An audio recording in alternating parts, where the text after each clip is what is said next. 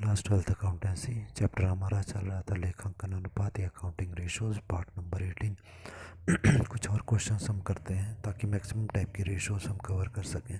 देखिए क्वेश्चन हमारे को बोला गया gross profit of A company is 25% on cost of goods sold. Company का जो ग्रॉस प्रॉफिट है वो कॉस्ट ऑफ गुड्स सोल्ड का 25% है। इट्स क्रेडिट सेल मतलब उधार सेल जो है are twice it's cash sale, मतलब जितनी कैश सेल है उससे दुगनी जो है वो क्रेडिट सेल है। If the credit sale are rupees 4 lakh, मतलब अगर क्रेडिट सेल हमारी कंपनी की 4 लाख रुपीज़ है तो कैलकुलेट ग्रॉस प्रॉफिट रेशो, तो हमारे को ग्रॉस प्रॉफिट रेशो कैलकुलेट करनी है। तो सबसे पहले तो हम फार्मूला इसका देखेंगे। ग्रॉस प्रॉफिट रेशो का फार्मूला होता है gross profit by net sale into 100।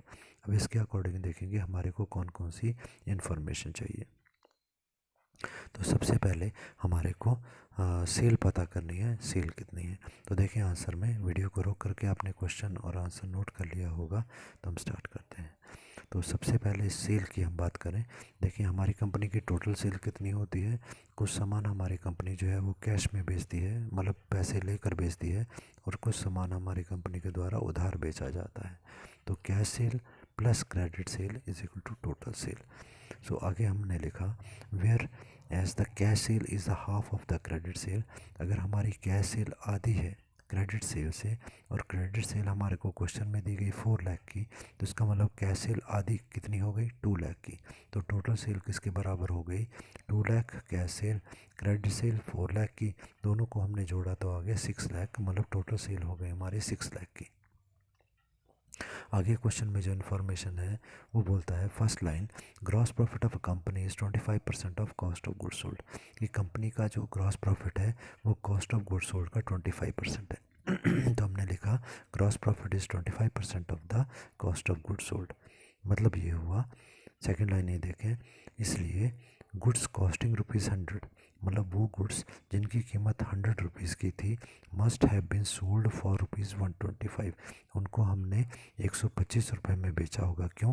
क्योंकि ग्रॉस प्रॉफिट 25% है कॉस्ट का। अगर 100 रुपये की चीज़ हम खरीदते हैं उसके ऊपर हम 25 रुपीज़ प्रॉफिट जोड़ते हैं तो वो चीज़ 125 की बिकी होगी। तो हम लिख सकते हैं इफ़ द सेल इज़ 125, अगर 125 में चीज़ को बेचा गया then gross profit is equal to 25। ठीक है, इसीलिए अब ये 125 को हम दूसरी तरफ ले जाएंगे, मतलब इफ़ सेल इज़ ₹1, ठीक है, तो 125 दूसरी तरफ चला गया, means gross profit is equal to 25/125। अभी दूसरी तरफ जाने का मतलब क्या होता है, वैसे थर्ड फोर्थ क्लास के मैथ्स में हम लोगों ने पढ़ा है कि हम क्या करेंगे, दोनों साइड को 125 से डिवाइड कर देंगे। तो जो लेफ़्ट साइड पर है इफ़ द सेल इज़ 125, उसको यदि 125 को 125 से डिवाइड किया तो ये कटेगा और रह जाएगा 1। जबकि दूसरी साइड राइट साइड पर क्या होगा, 25 के नीचे 125 आ जाएगा। If the sale is 1 than the gross profit is 25/125। Question में हमारे को दिया गया ये सेल कितनी है, जो आंसर हमने सॉल्व किया उसकी फर्स्ट लाइन में देखिए हमने टोटल सेल कैलकुलेट किया भाई 6 लाख रुपीज़ की। So if the sale is 6 lakh then gross profit is equal to 25/125 into 6 lakh. ठीक है, ये 6 लाख उधर चला जाएगा और मल्टीप्लाई हो जाएगा। क्या हम ये कहें कि दोनों साइड को हमने 6 लाख से मल्टीप्लाई किया। लेफ्ट साइड पे 1 है उसको 6 लाख से मल्टीप्लाई किया तो 6 लाख ही आएगा। राइट साइड पे 25/125 है उसको 6 लाख से मल्टीप्लाई किया, और यदि हम इसको काटेंगे तो ये आ जाएगा 1,20,000। ये किसकी वैल्यू आ गई, क्योंकि हमने लिखा the sale is 6 lakh then the gross profit is 1,20,000, और ग्रॉस प्रॉफिट हमारा आ गया 1,20,000 की। बस यहाँ पर हम फार्मूले में वैल्यू पुट कर देंगे gross profit ratio is equal to gross profit by net sale into 100। Gross profit की वैल्यू अभी हमने कैलकुलेट की है, एरो मार्क बनाया गया 1,20,000, और हमने जो नेट सेल की वैल्यू फर्स्ट लाइन आंसर में कैलकुलेट की थी 6 लाख रुपीज़ की, multiply by 100 that comes to 20%। Next question हम करेंगे, वीडियो को रोक करके क्वेश्चन और उसका आंसर नोट करें, उसके बाद हम इसको समझते हैं। नोट कर लिया होगा तो जल्दी से क्वेश्चन पढ़ते हैं। कैलकुलेट ग्रॉस प्रॉफिट रेशो हमने कैलकुलेट करनी है। इन्फॉर्मेशन क्या है, बोलता है cash cell was 1/3 of the total sale. जितनी भी हमारी सेल है उसका 1/3 पार्ट जो है उसका तीसरा हिस्सा जो है कैश सेल है। उसके बाद उसने बोल दिया कि कैश सेल वाज 1,40,000, और कैश सेल की वैल्यू भी हमको दे दी गई 1,40,000 की। आगे उसने बोला है the cash cell was 25% of the credit cell. Cash cell जो है वो क्रेडिट सेल का 25% है, उसका 25% 1/4 हिस्सा है। अब कैश परचेज हमारे को दिया गया, sir cash purchase was 25% of the credit purchase. जो कैश परचेज है वो क्रेडिट परचेज का 25% है। कैश परचेज हमारे को दे दिया गया जो 50,000 का है। ओपनिंग स्टॉक हमको दिया गया 30,000 का, क्लोजिंग स्टॉक 10,000। अब क्लोजिंग स्टॉक के बारे में देखें, बोलता है closing stock was 10,000 more than opening stock. जितना ओपनिंग स्टॉक है उससे 10,000 ज़्यादा है क्लोजिंग स्टॉक। तो ओपनिंग स्टॉक 30,000 का हुआ तो क्लोजिंग स्टॉक सीधी सी बात है 10,000 ज़्यादा 40,000 का हो गया। कैरिएज भी हमारे को दिया गया 12,000 रुपीज़ का। तो सबसे पहले तो हमारे को क्या कैलकुलेट करना है, ग्रॉस प्रॉफिट रेशो। क्वेश्चन की देखो लास्ट लाइन में हमने फार्मूला लिखा है, gross profit is equal to gross profit by net sale into 100। सबसे पहले फार्मूला हम लिखेंगे। अब हम कैलकुलेट करेंगे एक एक करके सभी चीज़ों की वैल्यू। फर्स्ट हमारे को बोला गया कि हमारे को कैश सेल के बारे में उसने क्या बोला है कि cash cell was 1/3 of total sale. ठीक है, कैश सेल टोटल सेल का 1/3 हिस्सा है। मतलब ये हुआ आंसर देखें, if the cash sale is 1, अगर कैश सेल 1 रुपये की है तो टोटल सेल कितने की होगी 3 रुपये की, तभी तो उसका 1/3 हिस्सा कैश सेल बनेगा। ठीक है, अब यहाँ पर हम क्या करेंगे कि दोनों साइड, ठीक है, left side and right side दोनों को हम 1,40,000 से मल्टीप्लाई करेंगे। क्यों? क्योंकि कैश सेल हमारे को 1,40,000 जो है क्वेश्चन में दी गई है फर्स्ट लाइन। तो हम इफ़ कैश सेल वाज 1 हमने सपोज किया था, परंतु दी गई है हमारे को 1,40,000। तो हम लिखेंगे if cash sale is 1,40,000 than total sale will be 1,40,000 multiply by 3, और इसकी वैल्यू आती है 4,20,000। ये क्या आ गया, if the cash sale is 1,40,000 than total sale, तो टोटल सेल की वैल्यू आ गई 4,20,000 की। ठीक है, तो हमारे को टोटल सेल तो मिल गई है। अब हमारे को चाहिए ग्रॉस प्रॉफिट। तो ग्रॉस प्रॉफिट कैसे कैलकुलेट करेंगे, देखें नेक्स्ट स्टेप है थर्ड लाइन आंसर की, if the cash purchase is 25% of credit purchase. हमारे को बोला गया क्वेश्चन की फर्स्ट लाइन लास्ट में, कैश परचेज जो थी वो क्रेडिट परचेज का 25% थी। इसका मतलब ये हुआ if the credit purchase was 100, अगर क्रेडिट परचेज 100 रुपीज़ की है तो टोटल परचेज कितने की हो जाएगी 125 की। ठीक है, क्योंकि क्रेडिट परचेज का 25% कैश परचेज हो गया। तो हम जानते हैं टोटल परचेज कितनी होती है, कैश प्लस क्रेडिट परचेज। तो क्रेडिट परचेज अगर 100 रुपये की है तो कैश परचेज 25 रुपये की हो जाएगी, और दोनों को मिला करके टोटल परचेज 125 की हो जाएगी।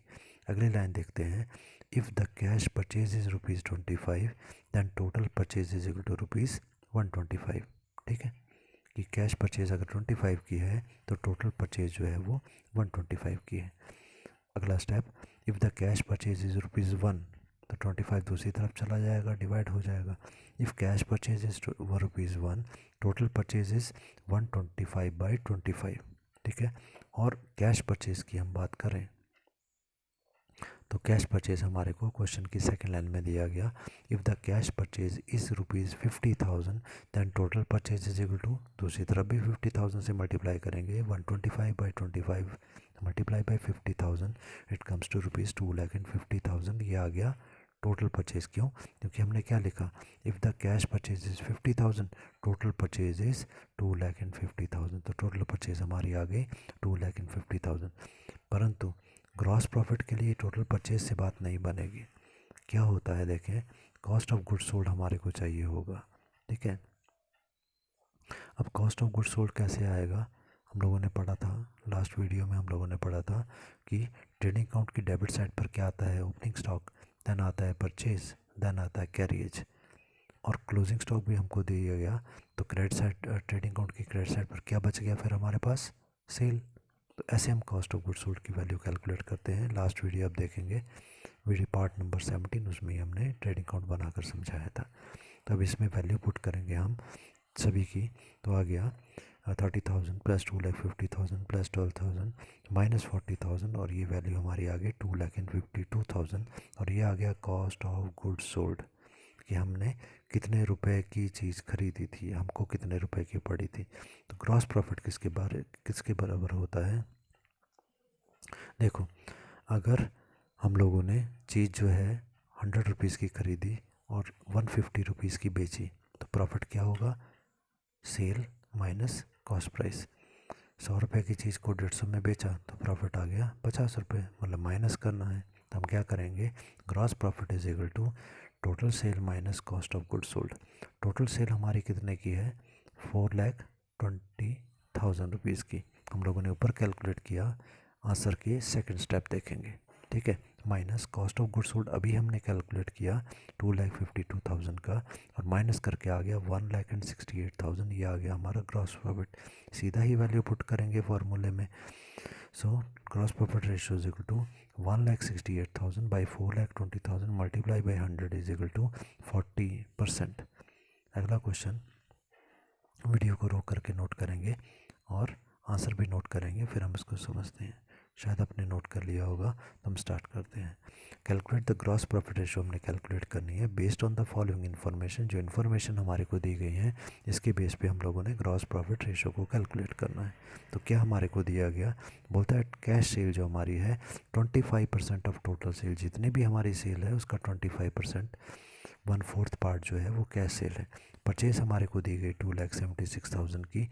क्रेडिट सेल, अब उधार सेल की बात कर रहा है, तो उधार सेल या क्रेडिट सेल हमारी है 2,40,000 की। आगे बोलता है excess of closing stock over the opening stock is equal to 20,000, कि ओपनिंग स्टॉक से जो क्लोजिंग स्टॉक है वो 20,000 रुपीज़ ज़्यादा है। एक्सेस का मतलब अधिक हो जाना। तो अभी हम देखते हैं आंसर में क्रेडिट सेल हमारे को बोला गया। क्वेश्चन की पहली लाइन हम देखें हैं तो उसमें क्या बोला था उसने, कि कैश सेल जो है टोटल सेल का 25% है। हम जानते हैं टोटल सेल किसके बराबर होती है, कैश सेल और क्रेडिट सेल के बराबर। अगर टोटल सेल का 25% कैश है तो बाकी 75% क्या हो गया, उधार की सेल हो गई, क्रेडिट सेल हो गई। सो हमने आंसर में लिखा credit sale is 75% of the total sale, ठीक है। और टोटल सेल का 75%, ठीक है, क्रेडिट सेल है, ये हमारे को बताया गया और क्वेश्चन में हमारे को दे दिया गया क्रेडिट सेल है 2,40,000, ठीक है। तो टोटल सेल किसके बराबर हो जाएगी, क्या बोला उसने, 2,40,000 का 100/75, ठीक है। क्योंकि रिवर्स करेंगे, टोटल सेल जो है अगर 75% क्रेडिट सेल है तो टोटल सेल पता करने के लिए 100/75 करेंगे, तो ये आ जाएगा 3,20,000, ठीक है। ये आ गई हमारी टोटल सेल।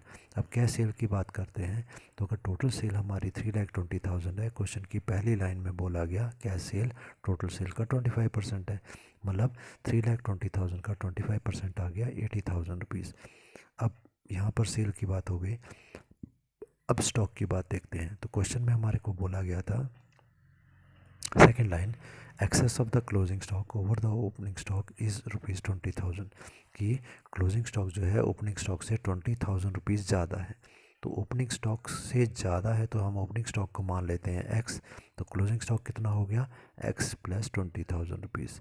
अब कॉस्ट ऑफ गुड्स सोल्ड की वैल्यू हम लेते हैं, लेकिन कॉस्ट ऑफ गुड्स सोल्ड किसके बराबर होता है, वही ट्रेडिंग अकाउंट का फॉर्मूला हम लगाएंगे, opening stock plus purchases minus closing stock, ठीक है। तो अब सबसे पहले ओपनिंग स्टॉक अभी हमने माना, आंसर की सेकंड लाइन देखेंगे तो क्लोजिंग स्टॉक, ओपनिंग स्टॉक हमने माना है एक्स प्लस परचेजेस। अब परचेजेस कितनी है, परचेज क्वेश्चन में हमारे को दिया गया 2,76,000 की है, माइनस क्लोजिंग स्टॉक।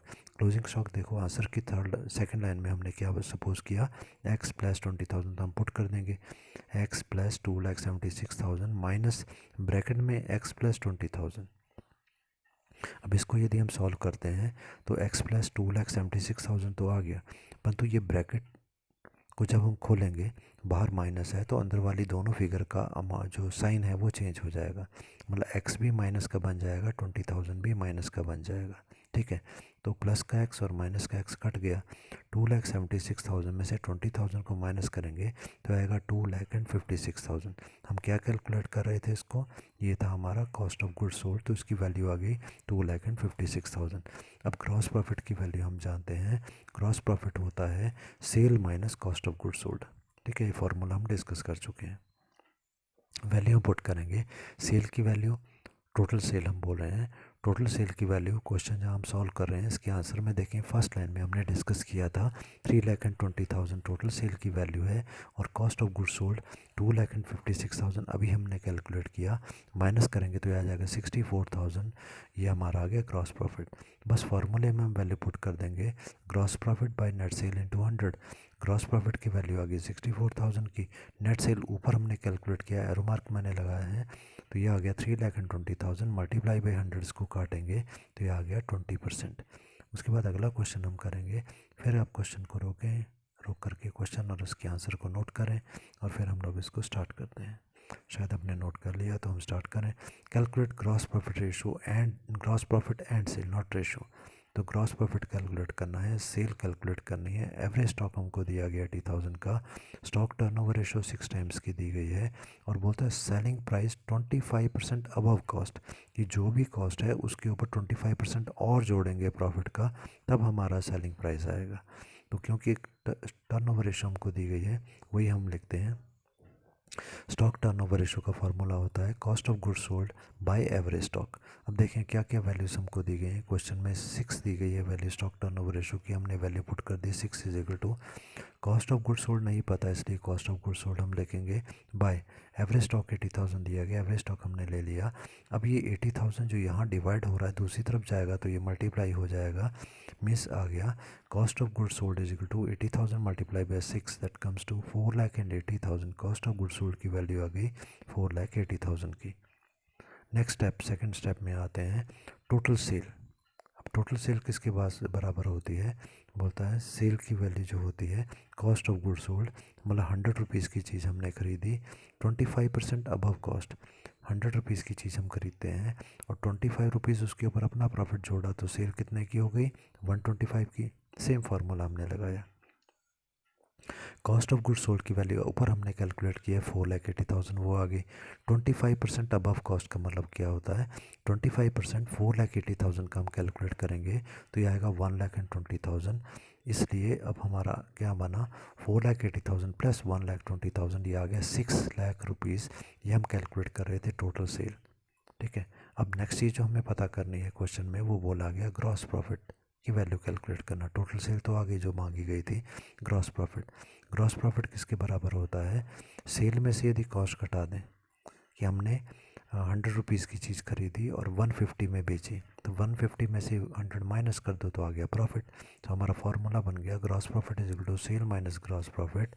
तो सेल की वैल्यू हमारे को अभी हमने कैलकुलेट की है 6,00,000, कॉस्ट ऑफ गुड्स सोल्ड की वैल्यू है 4,80,000, माइनस किया तो आ गया 1,20,000।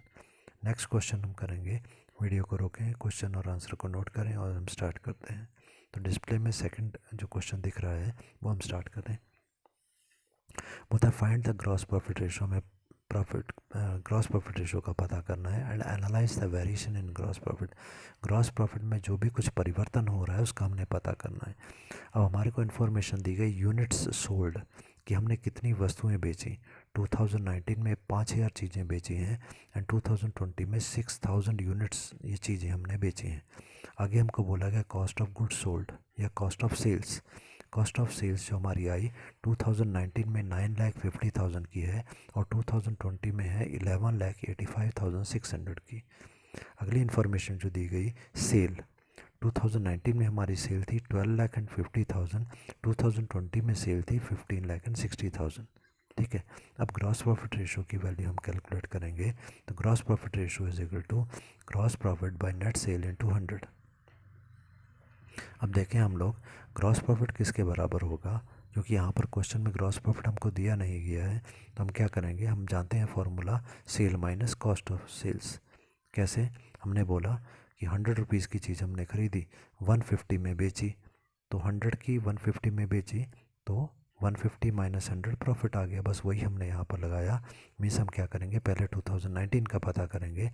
2019 में हमारी सेल जो है वो है 12,50,000 की और उसकी कॉस्ट जो थी 2019 की वो थी 9,50,000 की।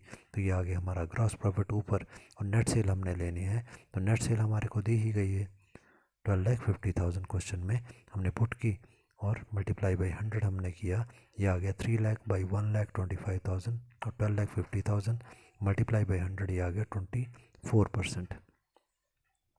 2020 की फिगर्स को यदि हम देखते हैं तो सेल थी 15,60,000 की, cost of goods sold minus करेंगे 11,85,600 का, डिवाइडेड बाई 15,60,000 मल्टीप्लाई बाई 100 और उसको सॉल्व करके आ गया 3,74,400 बाई 15,60,000 मल्टीप्लाई बाई 100 और ये भी आ गया 24%। तो एनालाइज करने के लिए बोला गया है, इसके बारे में बताने के लिए बोला गया है, तो हम लिख सकते हैं कि net increase in gross profit, हमारा ग्रॉस प्रॉफिट जो है वो बढ़ गया है।